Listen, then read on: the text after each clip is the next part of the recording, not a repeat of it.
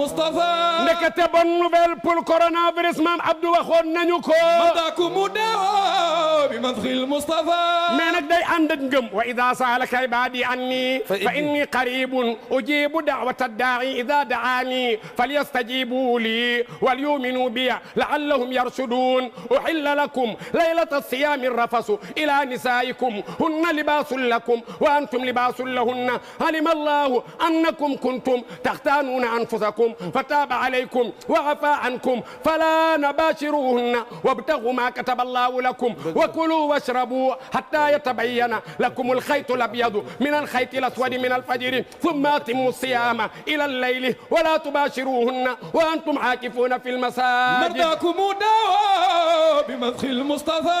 benn لكم Mame Abdou ne feebar yi ci àdduna waxuma coronavirus déedéet waxuma choléra déedéet waxuma Ebola déedéet feebar yëpp li ko mën a faj mooy bu ngeen ko bëggee faj faje leen ko di tagg yoon ci Yàlla Muhammad wa bi sam'i madh al Mustafa yashfaw bihi ndekete yoo single yeeg musique beeg tëgg yeeg yooyu yëpp amul solo léppoon solo jarul di kee fent ay way pour corona déedéet Mame Abdou ne bu ngeen jaaxlee te ngëm gi di dëgg dee leen ànd rek di way yonent ci Yàlla Muhammad kon bu ñu créé woon ay émission ay jotaay yoo xam ne dañuy jël ñoom Abdoul Aziz Mbaye ñoom Adjidut Kenn Mbaye ñoom Sidi Mbaye ñoom Sam Boub ñoom Khadim Gueye ñu makka saa Samb ñuy daje rek di tagg yonent bi ngir lan jublu si ta'abbudan lillahi ndekete loolu moo fiy jëlee feebar bi mali tabibun ghayra ta'alij Mame Abdou ne waaye boo mënula tagg yonent bi dee ko déglu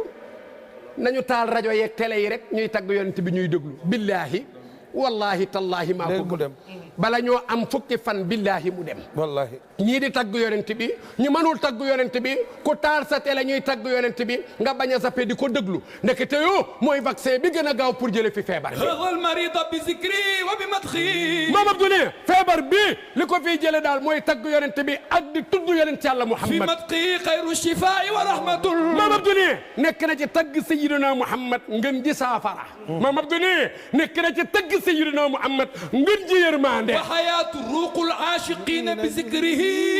mbooleem gaa yu baax yi seen ruu yi buy dund Mame Abdou ne li koy dundal mooy ñuy tudd turu sayyidina Muhammad fi madhi la takhsha lawmata la'imin booy tagg yonent bi bu ragal ko la yedd ya man yuridu dukhul jannati quldihi yow mi bëgg a dugg aljanay borom bi fi madhi ala rijalu saadatan gaa yi Yàlla ya rijaalun sadaqo ma ahadullah alayhi